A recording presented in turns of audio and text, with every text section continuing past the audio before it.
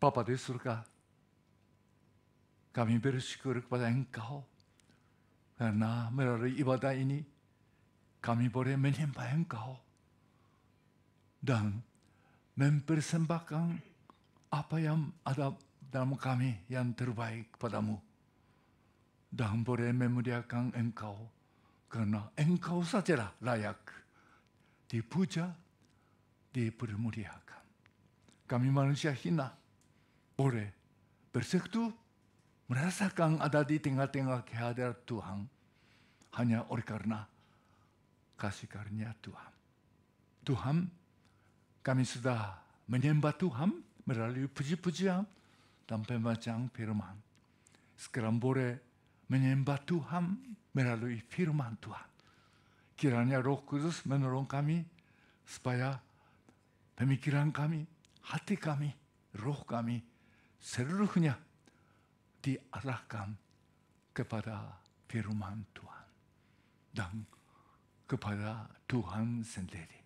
Jauhkan segala gangguan. Tolong hamba yang kecil dan terbatas ini boleh menyalurkan apa yang Tuhan menghendaki dan berjanji. Begitulah Tuhan memberkati seluruh ibadah G3 yang ada di Sejepang ini. Dalam nama Tuhan Yesus kami berdoa. Amin. Sambil berdiri, mari kita membaca teks untuk pada hari ini. Terdapat dari Injil Yohanes pasal 15 dari ayat 5 sampai dengan ayat 8. Walaupun hanya 4 ayat saja, kita baca bersama-sama dengan bersautan. Kami baca ayat ganjil. Jemaat silakan membaca ayat ke-6. Berbunyi demikian. Injil Yohanes pasal 15 ayat 5. Akulah pokok anggur dan kamulah ranting-rantingnya. Barang siapa tinggal dalam aku dan aku dalam dia, ia berbuah banyak. Sebab di luar kamu tidak dapat berbuat apa-apa.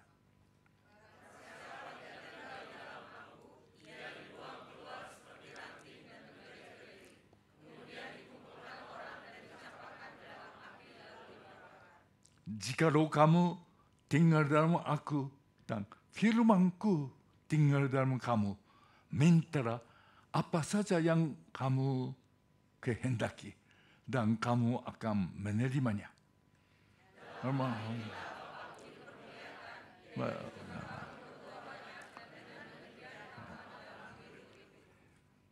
Silakan duduk. Terima kasih.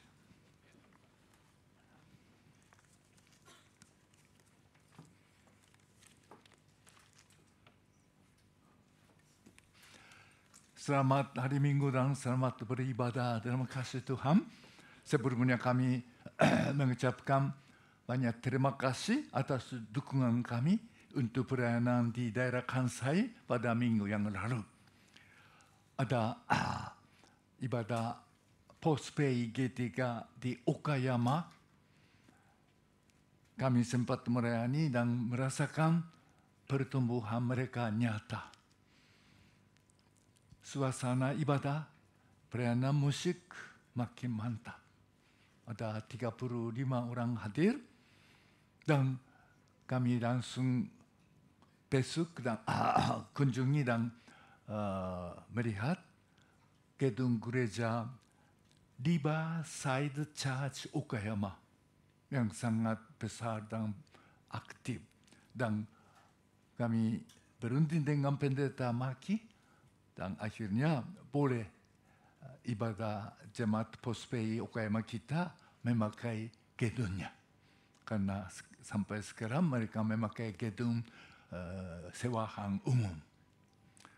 Dan hari Minggu ada kami diundang untuk Kobe Island Church. Island itu pulau buatan di tepi kota Kobe. Ada berpenduduk 30.000 dan satu-satunya ada gereja itu digembarakan oleh pendeta Hirano, itu mantan misionaris dari Japan Antique Mission di Kalimantan Barat, di daerah Ngabang. Maka kami diundang untuk ibadah hari Minggu dan ibadah HUT ke-23. Demikian kami boleh merasakan pekerjaan Tuhan di mana-mana tetap berjalan dan berkembang. Bulan September biasanya di Jepang sudah mulai musim gugur. Tetapi tahun ini rupanya musim gugur tidak mau tinggalkannya. Dan akhirnya tahun ini mengalami kesulitan mendapat beras juga. Maka dinantikan itu musim panen berasnya cepat datang. Baru mulai muncul berasnya. Mudah-mudahan harga juga cepat turun lagi. Supaya kita enak, kenyang itu makan beras baru ini. Dan musim gugur di Jepang adalah musim buah-buahan. Maka kita ingin merenungkan firman Tuhan tentang buah kehidupan beriman. Baik secara rohani maupun secara jasmani. Kita sudah baca Injil Yohanes pasal 15 dari ayat 5. Ini prinsip kehidupan beriman dan berbuah. Kita ingat bagian Injil Yohanes pasal 14, 15, 16 sangat penting untuk kehidupan beriman. Karena Tuhan Yesus sudah berkali-kali menjelaskan dan kepada murid-muridnya terakhir, aku akan diserahkan di Yerusalem. Mati, tapi bangkit. Murid-murid gelisah. Tuhan pergi kemana? Tuhan Yesus menjawab, tidak usah khawatir. Aku akan kembali. Dan aku pergi untuk menyiapkan tempat untuk kamu. Dan terus menjelaskan, Tuhan Yesus pergi. Tetapi ada penolong lagi. Roh Kudus. Roh kebenaran akan datang. Dan dialah menolong, memimpin, menghibur, mengajar kamu. Disebut penolong lagi. Tuhan Yesus penolong untuk murid-murid. Tuhan Yesus pergi. Tapi Roh Kudus datang. Memimpin, mengajar kepada kebenaran, menghibur, menguatkan. Inilah konteks. Maka kalau kita baca pasal 14 dan 16, boleh dikatakan seluruhnya penjelasan tentang pekerjaan Roh Kudus yang akan memimpin murid-muridnya sebagai penolong lagi. Dan pasal 15 adalah di tengah-tengahnya. Jadi kalau Roh Kudus datang, tinggal dalam kamu, menyaksikan Yesus, memimpin kamu, mengajar, mendorong. Secara praksisnya bagaimana? Ini pasal 15. Jadi ayat 5 katakan, aku pokok anggur dan kamulah ranting-rantingnya. Barang siapa tinggal dalam aku dan aku berbuah banyak. Sebab di luar aku kamu tidak dapat berbuat apa-apa. Dipimpin oleh Roh Kudus adalah hidup di dalam Kristus. Hidup sama-sama dengan Kristus. Di situ kehidupannya berbuah. Di sini ada 3 macam buah. sebagai contohnya. Kalau buah itu memang dalam Alkitab dipakai sebagai ya buah-buahan juga. Sepertinya apa? Buah anggur, buah zaitun, dan buah ara. Tetapi banyak buah itu dipakai dengan arti kiasan. Umpamanya, sebagai hasil dari sesuatu perbuatan. Amsal Sulaiman pasal 1 ayat 31 katakan demikian. Maka mereka akan memakan buah perbuatan mereka.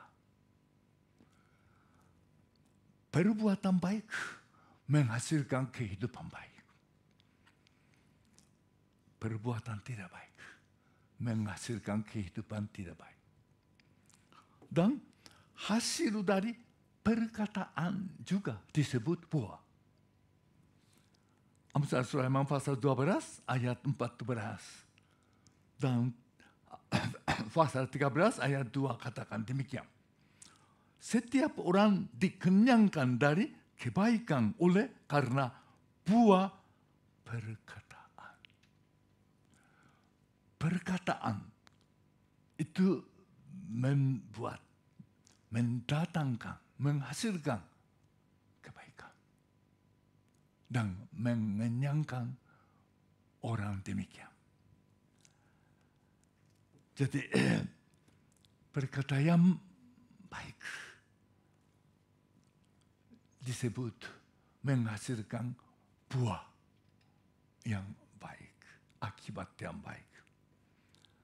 Artinya perkataan negatif, perkataan kritik, perkataan tidak baik itu menghasilkan sesuai dengan perkataannya.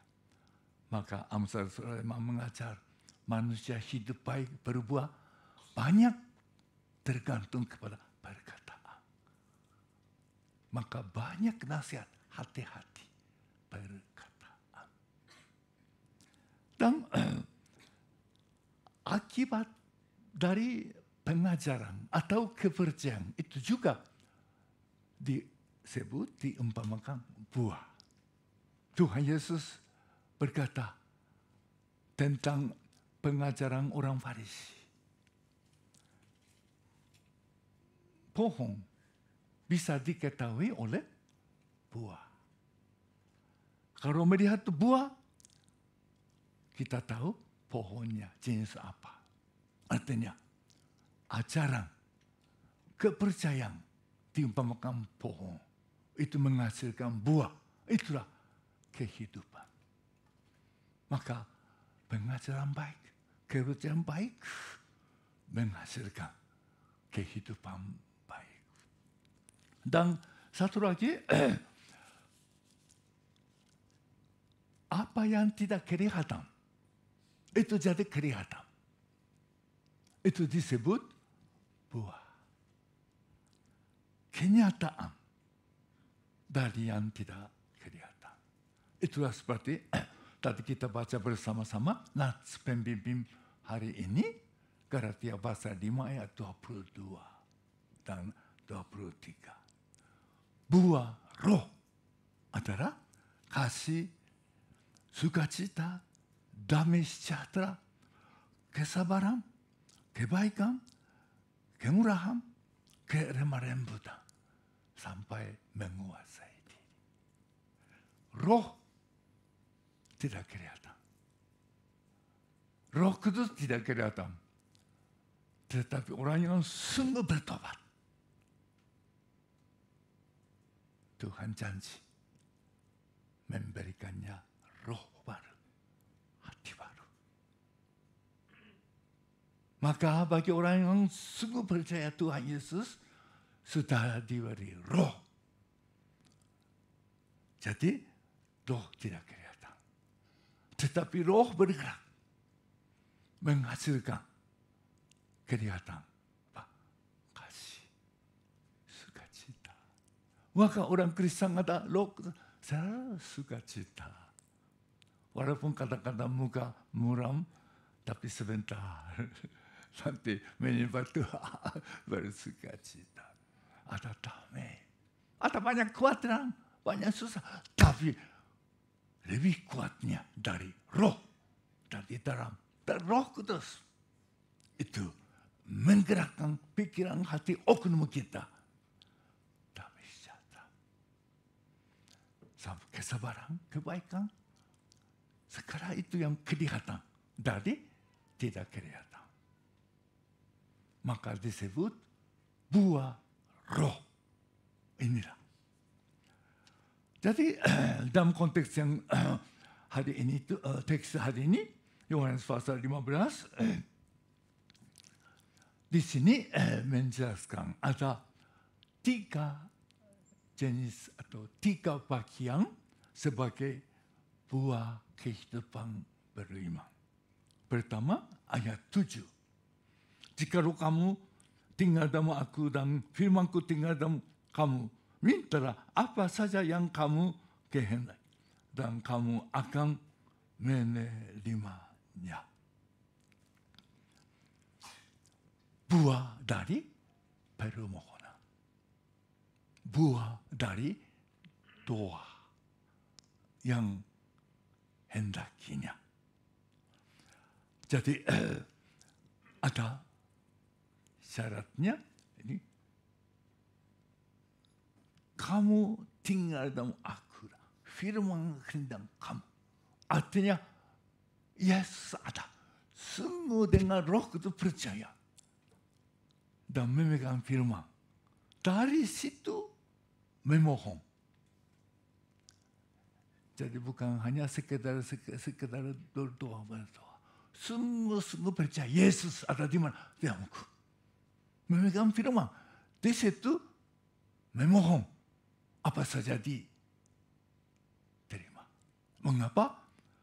Kalau sudah ada Yesus, sungguh percaya Yesus, memegang firman. Itulah dengan kata lain, memiliki hati Kristus. Seperti tema tahunan ini. Sudah ada hati Kristus, memohon. Kalau begitu apa saja kehendaknya jadi. Jadi betapa indahnya kita semua percaya Yesus ada di mana? Di dalamku. Mengapa? Bagaimana? Ada firman. Di situ berdoa. Tuhan menjawab. Waktu saya masih muda, sibuk sekali pelayanan. Jadi banyak tantangan. Buat itu buku catatan doa. Ada di sebelah kiri, pokok doa jangka panjang.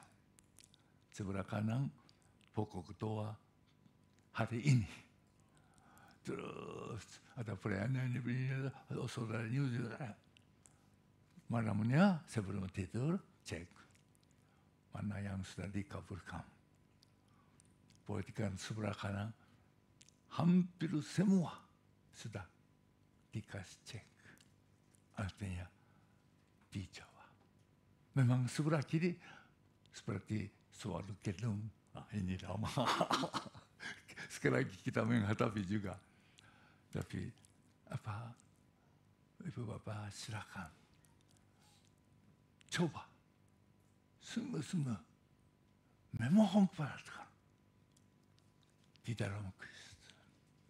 Memegang firman, mencatat untuk suami, untuk anak, pekerjaan ini secara konkret. Mungkin salah mencari teman hidupnya tidak bisa dengan satu hari, mungkin sebelah kiri. Tuhan berikanlah teman hidupnya kira-kira begini. Dulu saya suka syaratnya 4. Tuhan berikanlah itu teman hidup. Karena sebagai hamba Tuhan sangat penting itu istri. Tuhan berikanlah seperti ini. Semua terjawab.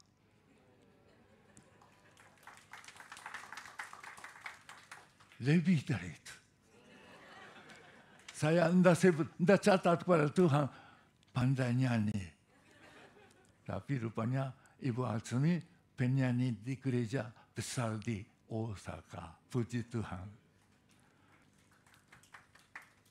Di dalam Kristus memegang firman, sungguh memohon kepada Tuhan Yesus.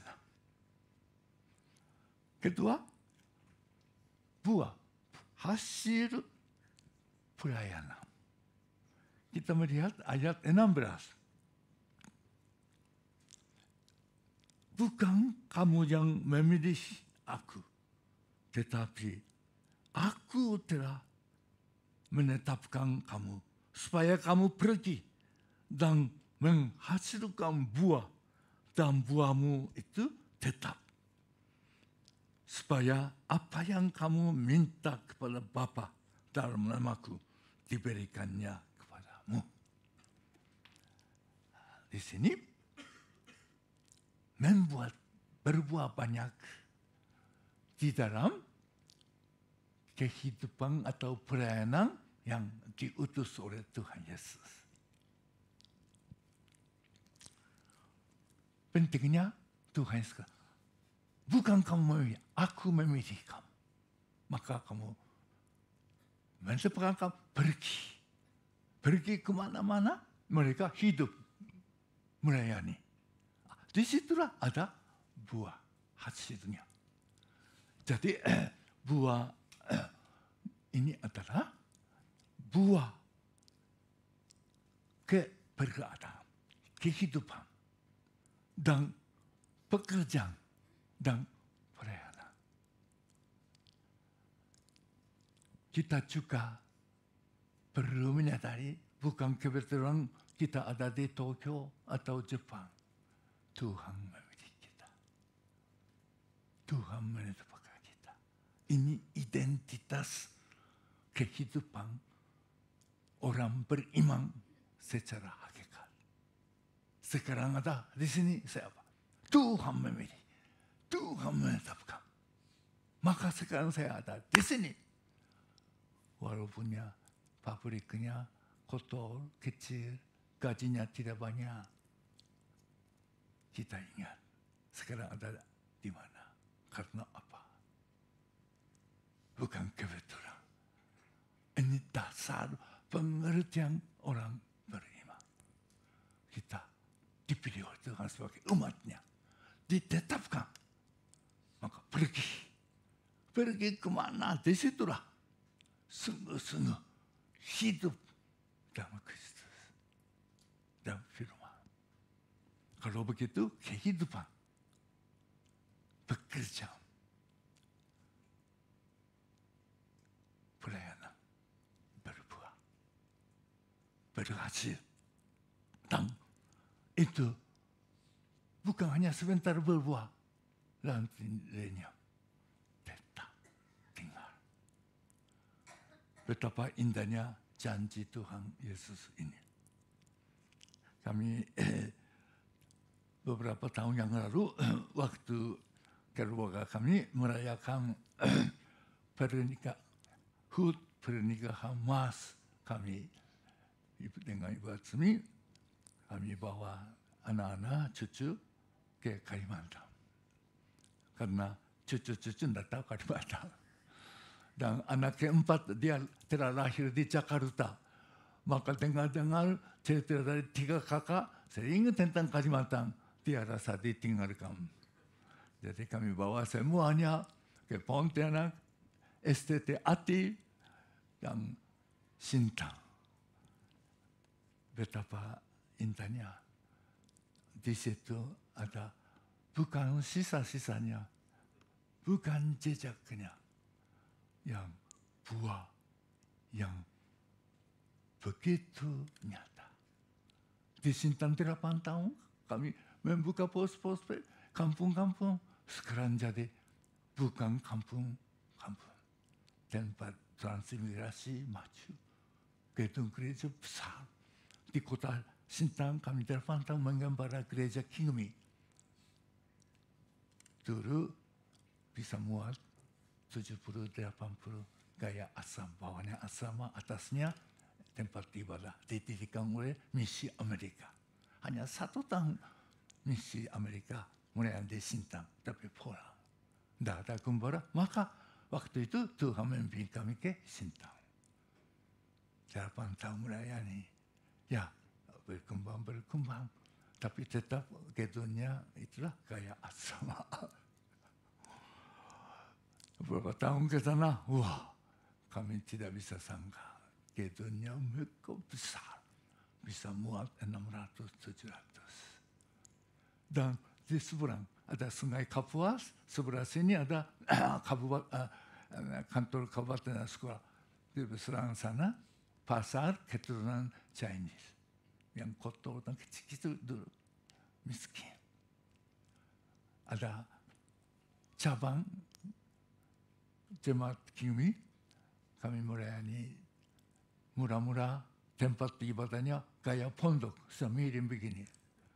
Jadi kalau kami datang naik, selalu dinasihati oleh majelis. Pendeta, hati-hati ya, jangan sebelah sana ya. Akhirnya bongkar, membangun, bawa pasir dari Sungai Kapuas waktu musim kemarau. Anak-anak kami juga rajin bawa pikul pasir. Maka baiklah. Kali ini ke sana, wah, sudah dengan beton lengkap. Bisa muat 700 orang. Wah, buahnya tetapnya bukan buah lul, lebih besar. Ya.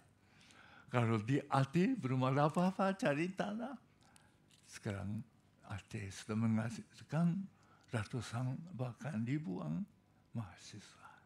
Termasuk teman-teman kita di sini, Pak Samuel kemarin datang, Pak Gerson tamu yang datang, Pak Mimba, semua buah dari STT Aceh.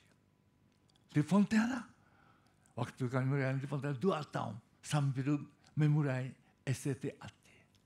Karena gembala tidak ada GKKB. Kira-kira dewasa 300-350.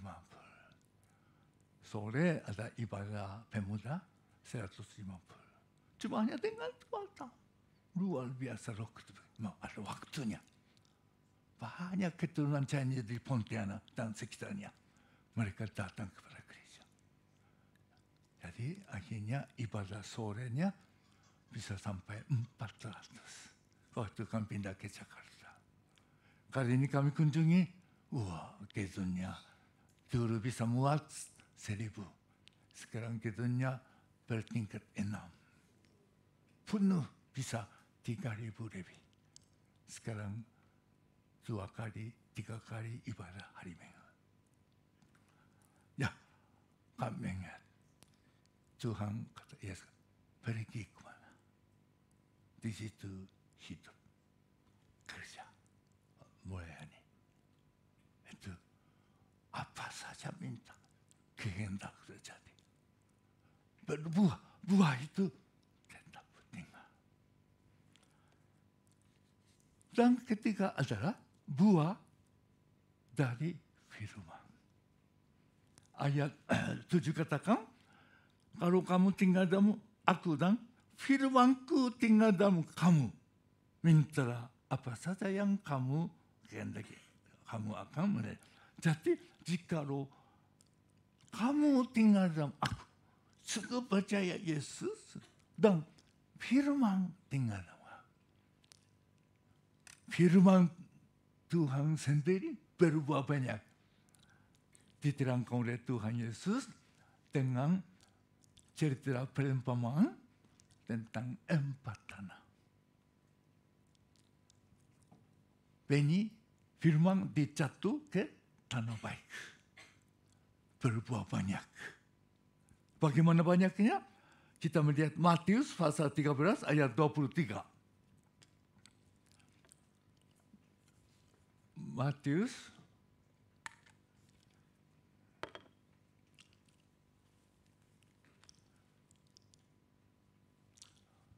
ayat pasal 13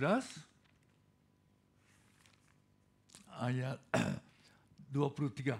Kita baca bersama-sama.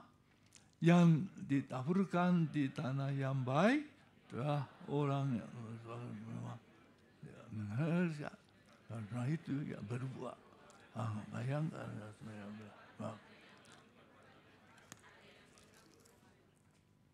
banyak orang berbondong-bondong datang kepada Yesus. Yesus berkata, siapa mendengar firman.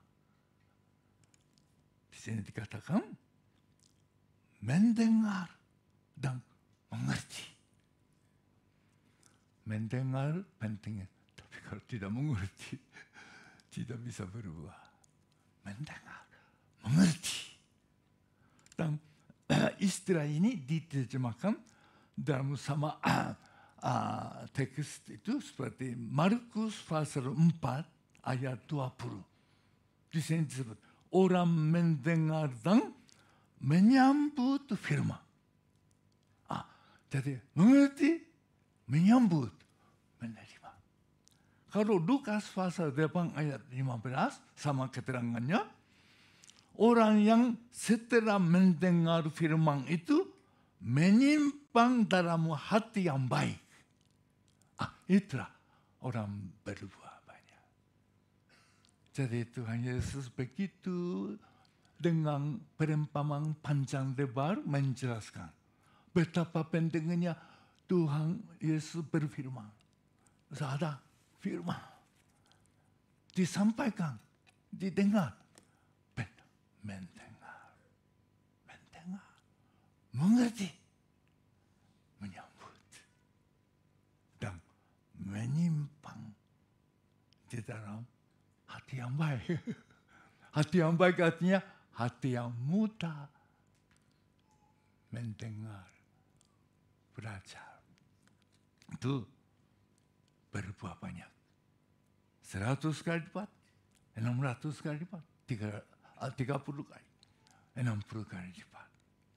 Menurut Mazmur pasal 1 ayat 2 dan 3 tadi kita baca bersama-sama sebagai pembaca Mazmur, di situ sebut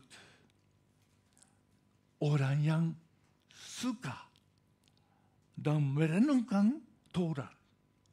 Taurat Allah itu firman Allah. Siang malam. Apa yang terjadi? Dia seperti ditanam di tepi air, aliran air. Apa saja diperbuatnya berhasil. Di dalam konteks firman Tuhan, asalnya dengan iman, mendengar, mengerti, menyambut, senang, simpan firman berbuah. Akhirnya perbuatannya, kehidupannya, apa saja dia buat berhasil. Ini buah kehidupan beriman secara rohani. Bagian kedua hari ini, buah kehidupan beriman secara jasmani, secara ekonomi, karena ekonomi penting. Kita sudah belajar dan diajar soal persembahan persepuluhan. Ini bukan sekedar yuran atau persembahan bagi orang tertentu. Ini prinsip dasar yang ditentukan atau dijanjikan oleh Tuhan kepada umatnya. Inilah cara kehidupan orang Kristen beriman. Sebagai iman, percaya Tuhanlah memang itu. Tuhanlah menyertai, Tuhanlah menyediakan apa? Tuhan janji kepada Abraham begitu. Abraham janji, mengaku. Tandanya sunnah. Dan tandanya persepuluhan. Maka kalau kita baca baik-baik, kitab Imamat Lewi ini ketetapan bagi umat Allah. Panjang lebar. Bagi yang utama pentingnya bagaimana membangun tempat ibadah, kemah pertama. Bagaimana menyiapkan, bagaimana menyembah, bagaimana bawa kurban. Ini panjang lebar. Setelah itu baik kehidupan sehari-hari. Sampai penyakit. Penyakit kusta bagaimana sampai 2 pasal penuh. Terus ketetapan bagi umat Allah. Terakhir kita melihat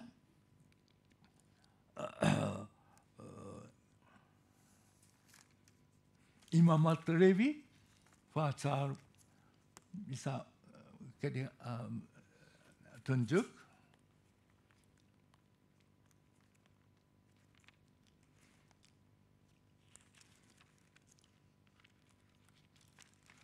Imamat Lewi kita bisa baca pasal 27, pasal terakhir dari ayat 30. Kita baca bersama-sama. Demikian seluruh dari tanah, baik dari hasil dua pohon-pohonan adalah milik Allah. Itulah persembahan kudus bagi Tuhan. Ayat 31, tetapi jika lo mau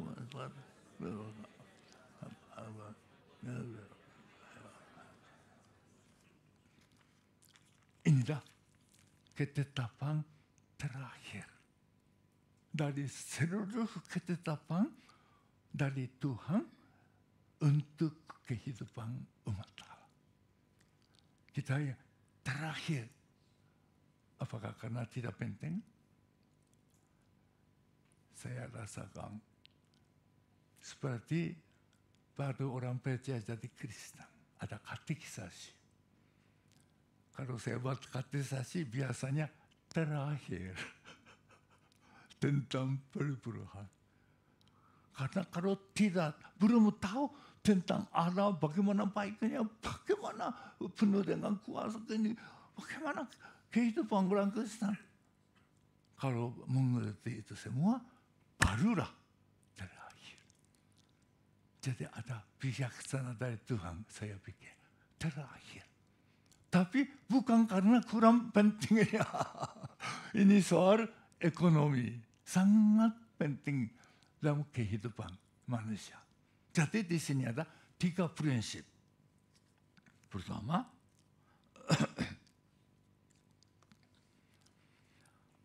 persepuluhan dari segala hasil. Semua pohon-pohonan.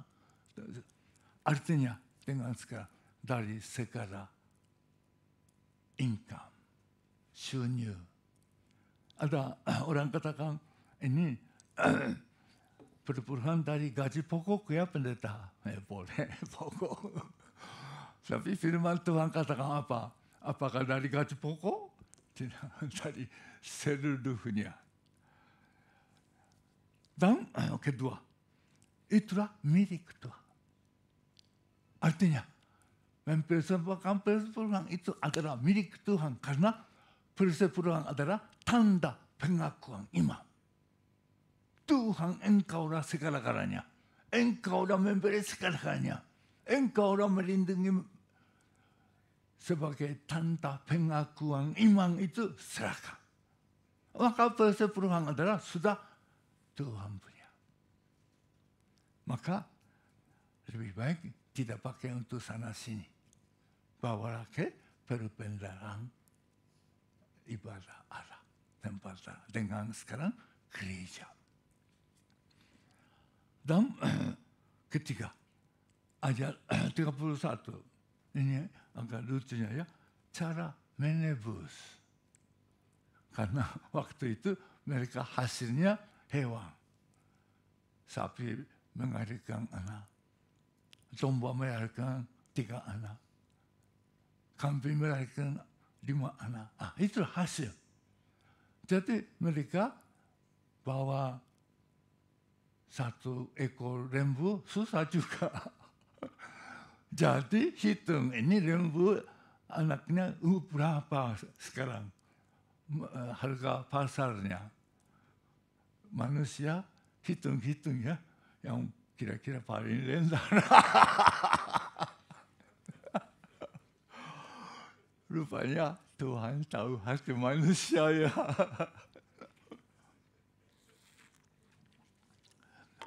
Jadi dulu saya pikir kok mengapa di dalam ketetapan persepuluhan ada sampai begitu teliti ya, mau menebus tambah 1/5.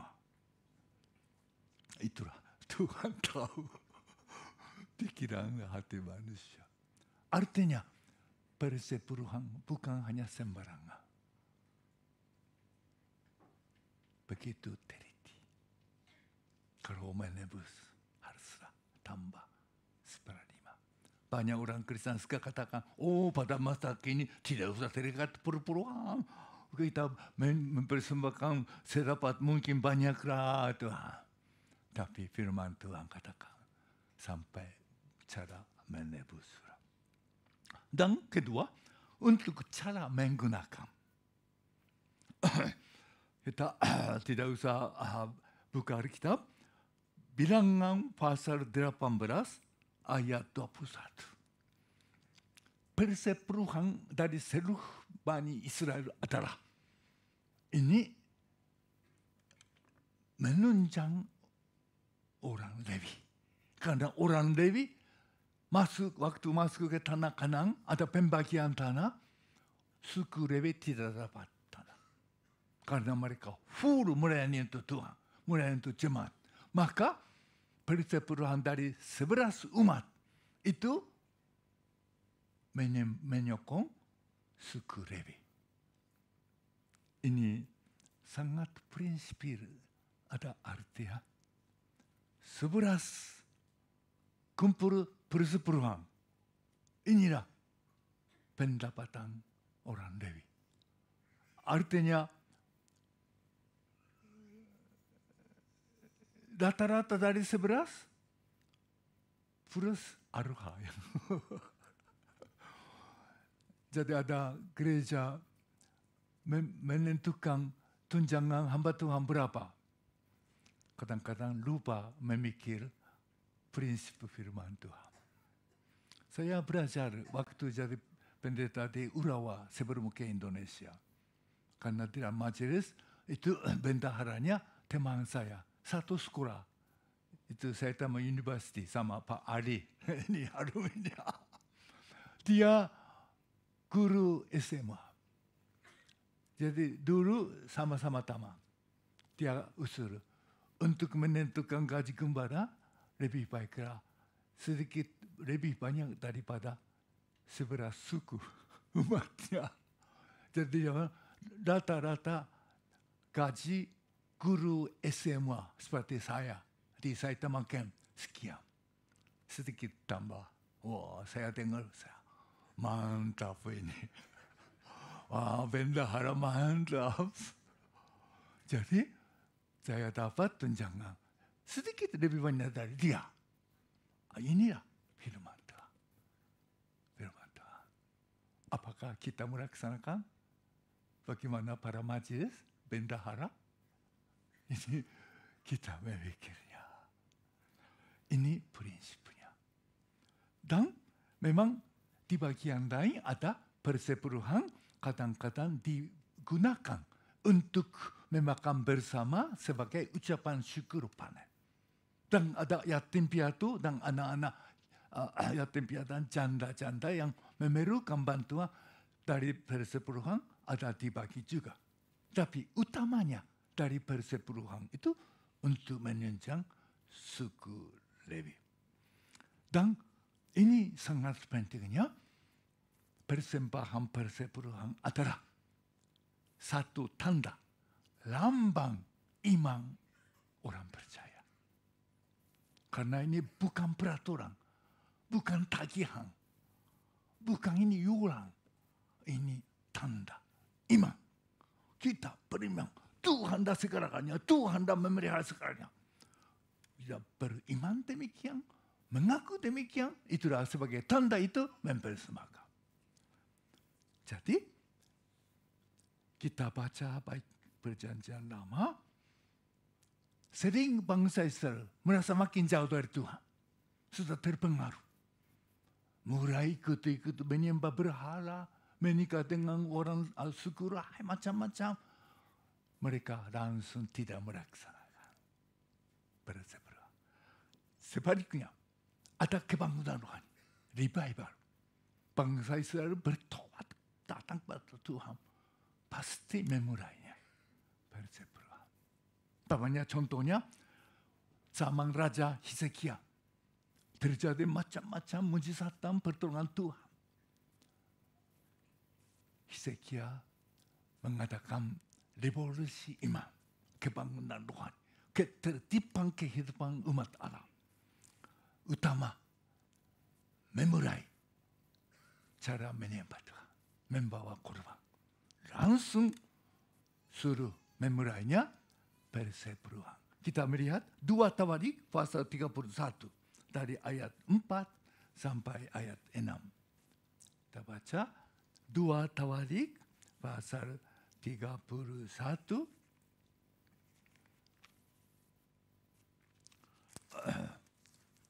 ayat 4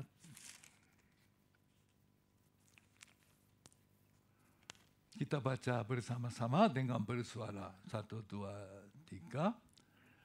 Ya, bersebagai rakyat yakni penduduk Yerusalem untuk memberikan yang menjadi bagian apa yang orang-orang Lewi supaya mereka dapat mendapatkan tangannya untuk melaksanakan tangannya. Segala setelah perintah itu tersiar orang Israel membawa dalam jumlah yang besar hasil pertama gandum, anggur, minyak, hasil mereka membawa ayat 5 orang dengan membawa persembahan perseroan dan terdiri dari tebu api kambing dan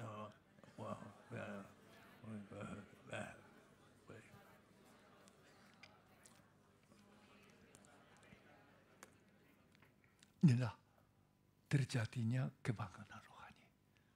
Mereka sungguh menyadari mereka adalah umat Allah. Menyembahlah dan hidup dalam Allah. Langsung mereka memulainya persepuluhan. Karena sebelumnya sudah lama dilaksanakan. Waktu bangsa Israel kembali dari zaman tawanan, dipimpin oleh Ezra dan Nehemia. Langsung mereka kembali ke tanah perjanjian. Memulainya membangun tempat ibadah dan memulai persepuluhan. Sekarang tidak usah buka. Nehemia pasal 10 ayat 34 sampai 37. Ini sama seperti zaman Hezekiah.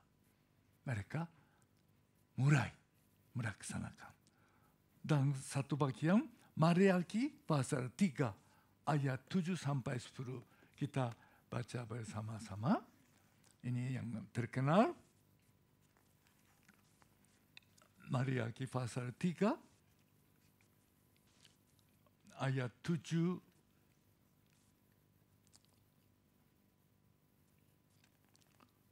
Maleaki pasal 3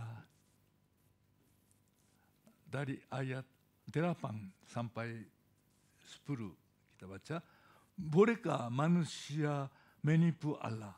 Namun kamu menipu aku, tetapi kamu berkata, dengan cara bagaimana kami menipu engkau mengenai persembahan persepuluhan dan persembahanku? Kamu tidak, tapi kamu masih menipu aku ya. Bawalah seluruh persembahan persepuluhan itu ke dalam rumah perbendaharaan, supaya apa persembahan itu dan dia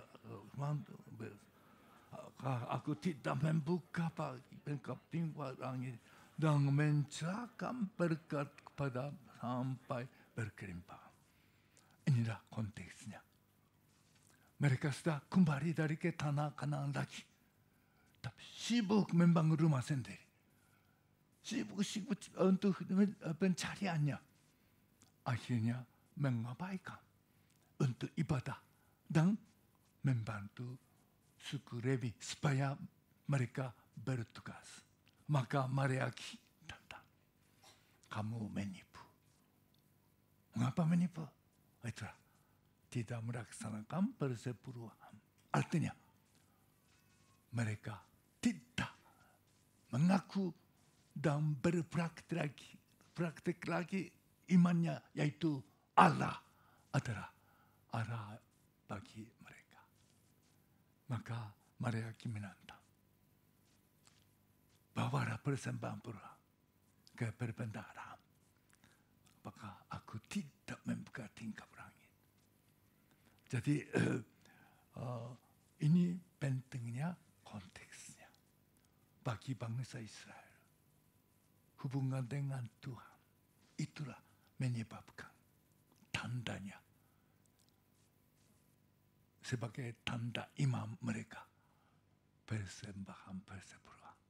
Maka Tuhan menantang melalui Maleakhi bahwa persembahan persepuluhan artinya betul-betul mereka kembali kepada Tuhan. Hidup sama-sama dengan Tuhan yang berkuasa. Kalau begitu Tuhan memberkati. Jadi kalau soal persembahan itu memang di Indonesia agak sedikit hati-hati. Waktu saya pertama menyinggung soal persembahan di Indonesia, teman saya pendeta datang kepada saya, Pak Tsumi, kalau di Indonesia pendeta dari mimbar itu menyinggung hal persembahan, hati-hati. Cepat dianggap ini pendeta duitan katanya. Mungkin di Jepang tidak apa-apa, tapi di Indonesia hati-hati. Tapi saya kira ini prinsip dasar ditetapkan oleh Tuhan. Dan banyak orang Kristen masih suka terpengaruh. Oh, ini perjanjian lama. Ini ketetapan bagi bangsa Israel. Kita sekarang zaman berkah, tidak usah terikat. Kalau orang katakan demikian biasanya tidak melaksanakan. Menurut hemat saya, kita lupa ketetapan ini sudah tetap dijalankan oleh gereja. Maka Tuhan Yesus berkata demikian. Lukas pasal 11 ayat 42. Lukas pasal 11 ayat 42. Kita baca bersama-sama. Lukas pasal 4 ayat Lukas pasal 11 ayat 42. 1-2. Tetapi celakalah kamu, hai orang-orang Farisi, sebab kamu membayar persembahan kamu mengajarkan kehadiran kasih. Yang satu harus dilakukan dan yang lain jangan diabaikan. Itulah orang Farisi setia mengikuti peraturan. Maka mereka setia melaksanakan persepuluhan. Jadi zaman Tuhan Yesus persepuluhan adalah sudah umum bagi umat Allah. Itu tetap dilaksanakan. Tapi Tuhan Yesus menantang orang Farisi. Karena mereka tetap melaksanakan persepuluhan, tapi abaikan kasih dan keadilan. Maka Tuhan katakan, jangan abaikan satu. Satu itu apa? Persepuluhan juga. Jadi kalau penterjemahan bahasa Jepang lebih jelas. Jangan lupa persepuluhan. Rupanya ahli Alkitab orang Jepang itu lebih suka supaya umat Tuhan tidak salah mengerti. Jadi Tuhan Yesus sendiri satu perubahan tetap dilaksanakan. Dan kalau kita baca Ibrani pasal 7 dari ayat 2 sampai ayat 6, panjang lebar menjelaskan tentang Abraham mempersembahkan persepuluhan kepada Melkisedek sebagai contoh orang beriman. Jadi banyak argumentasi. Perpulangnya zaman perjanjian lama. Sekarang perjanjian baru bebas. Itu tidak Alkitabiah. Tidak Alkitabiah. Bahkan banyak orang Kristen ditemekkan cara diberkati oleh Tuhan. Waktu kami ke Kalimantan, mulai menginjili kampung-kampung, sudah ada 5 badan misi dari Amerika dan Australia. Kingumi dan PPIK dan Baptis, tempat Gerson, ada Goye Fellowship. Tapi sangat susah di kampung-kampung jemaat mandiri. Saya mempelajari misi-misi barat, masuk ke kampung melihat rumah panjang, miskin, hasilnya beras tidak banyak. Karena hanya mereka terima jadi Kristen. 1 tahun kemudian, waktu panen, kepada kampung ajak saya, pendeta, setelah ibadah kita melihat ladang kami ya, kebun kami. Oke. Saya diantar melihat. Wah, luar biasa kebunnya berpanen. Seperti sekarang di Jepang. Itu berasnya semua, padinya. Tapi dari kosong. Tidak ada. Saya tanya, Pak kepala kampung, mengapa begini? Inilah kami juga tidak tahu. Hanya tahu, ini garis antara kampung kami dan kampung sebelah. Kampung sebelah belum percaya. Baru mereka mulai berpeluang. Ini ladang sana semua dimakan total dengan hama. Saya sendiri belajar. Tuhan kadang-kadang begitu menyatakan kuasanya kepada orang yang kebanyakan buta huruf. Baru percaya. Diajar soal perpuluhan tidak mudah mengerti, apalagi melaksanakan. Itu dengan pengalaman. Saya sendiri belajar kuasa Tuhan begitu nyata. Dan di Jakarta, saya melayani satu pengusaha muda yang pintar. Dia berkembang, buat macam-macam usaha. Tahun 1998, dilanda resesi besar, bukan Indonesia, seluruh Asia. Di Indonesia juga bangkrut. Banyak perusahaan bangkrut. Saya datang ketemu lagi dengan Bapak pengusaha ini. Bagaimana Pak ini? Mengalami begitu besar resesi. Usaha-usaha Bapak bagaimana? Dia bilang, puji Tuhan Pak Tumi, usaha saya sekarang 17. Tidak ada satu usaha saya teko, akajinya naik. Semua ada untung. Saya tanya, kok Pak bagaimana bisa? Dia ketawa. Pak Atsumi ajar saya kantor. Melaksanakan perubahan. Begitu nyata. Ya, setelah itu setia memang melayani Tuhan. Membantu pelayanan kami juga, YPP. Soal persepuluhan bukan teorinya, bukan iurannya, bukan peraturan gereja. Ini prinsip dasar secara jasmani dari Tuhan. Tuhan katakan lagi. Ujilah, cobalah. Padahal firman Tuhan di dalam katakan manusia tidak boleh menguji Tuhan. Hanya satu kali Tuhan menyatakan, ujilah aku. Maka saya berani katakan, bawalah persembahan. ujilah Tuhan. Jangan uji saya. Bukan perkataan pendeta. Tapi selama saya hampir 60 tahun melayani Tuhan. Mengajar perpuluhan. Mengalami berkatnya. Tidak pernah ada orang Kristen katakan saya melaksanakan perpuluhan tapi kurang merasakan berkatnya. Jarang ada, tidak pernah ada. Kalau di antara Bapak Ibu kata silakan lapor kepada saya. Berkat sampai kelimpahan.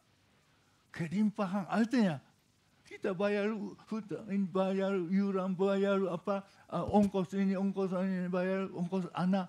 Oh, sisanya ya pas-pasan. Ini bukan ini. Firman Tuhan sampai berkelimpah. Kita bayar semua ini. Kok, oh Masya Allah ini bagaimana ya? Ayo, bawa anak ke restoran agak mahal. Ayo kita bawa berkat untuk hamba Tuhan. Ini namanya kelebihan. Berkelimpahan karena firman-Mu. Kami percaya. Kami menyimpan firman di dalam hati. Merenungkan. Tuhan memberkati. Supaya jemaat kami semua mengalami buah kehidupan rohani secara rohani dan secara jasmani. Kiranya Roh Kudus Bapa kami bersama-sama. Bapa kami yang di surga, dikuduskanlah nama-Mu, datanglah kerajaan-Mu, jadilah kehendak-Mu di bumi seperti di surga. Berikanlah kami pada hari makanan kami yang secukupnya, dan ampunilah kami akan kesalahan kami. Seperti kami juga mengampuni orang yang bersalah kepada kami. Dan janganlah kami ke dalam perjalanan. Tetapi lepaskanlah dari karena Engkaulah yang mempunyai kuasa dan kemudian sampai selama-lamanya. Amin.